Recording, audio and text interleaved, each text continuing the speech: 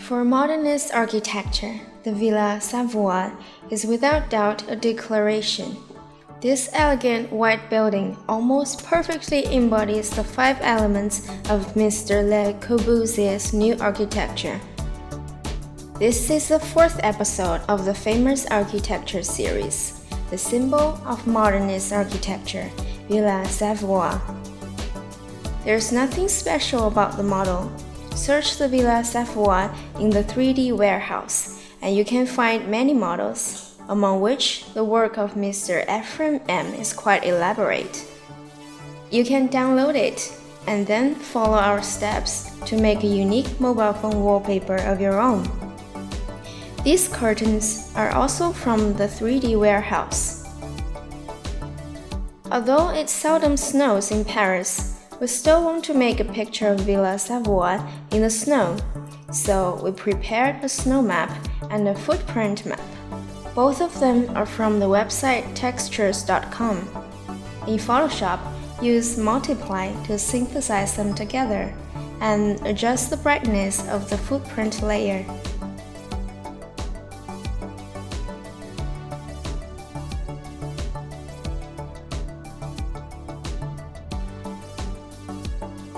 Finally, we made a map for diffuse and a map for displacement. Back to SketchUp, put the map for diffuse into the diffuse texture slot, add a displacement layer, and put the map for displacement into the displacement texture slot. Choose the 2D displacement, and don't set the amount too high. We set it to 2 at last. This value has something to do with the scale of your model. Adjust it while observing the render. After several experiments, you can determine the suitable value.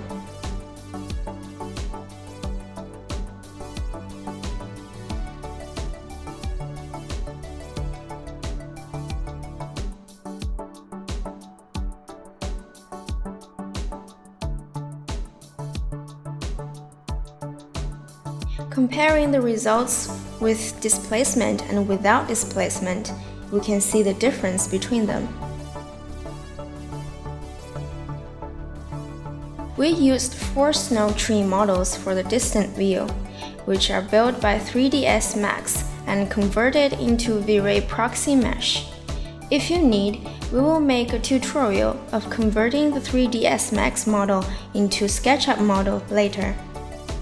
Next, use the distribution plugin Scatter to scatter the trees behind Villa Savoye and put a few trees there manually. We used an HDRI of a gloomy sky as a light source.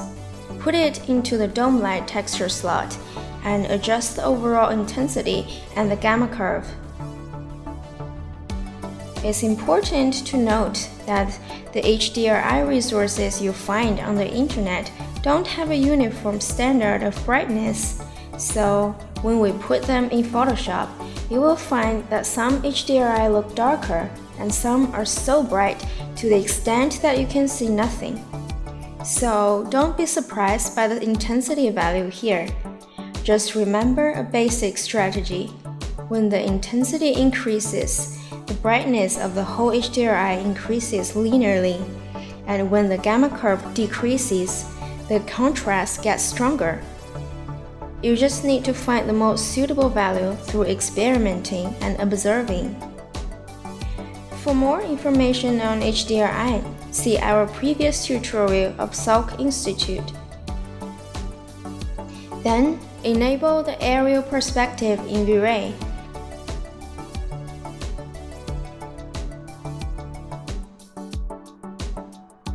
The purpose of it is to blur the trees in the distance and strengthen the sense of space. Lower the value of atmosphere height to make the fog cover only the trees instead of the whole sky, and try out a suitable value of visibility range. Now let's talk about an important parameter. Pay attention to the floor slab and the indoor walls in the picture. Although there's no direct light, they're still illuminated due to the existence of global illumination. Yes, it makes sense in physics, but they probably don't look like the world in our eyes. They look too bright, which makes the building look like it's floating on the surface. Click Setting in V-Ray Asset Editor, unfold Global Illumination, and switch to Advanced Setting. Enable Ambient Occlusion, and the narrow area between objects will be depicted in a more physically realistic way. You can control the effect of ambient occlusion by adjusting two parameters, radius and occlusion amount. The larger the radius value is, the larger the darkened area. The larger the occlusion amount value is, the darker it is. Let's compare these two.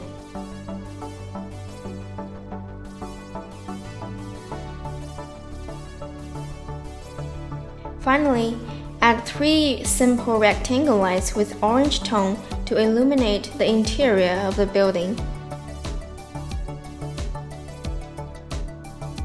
Let's look at the final result.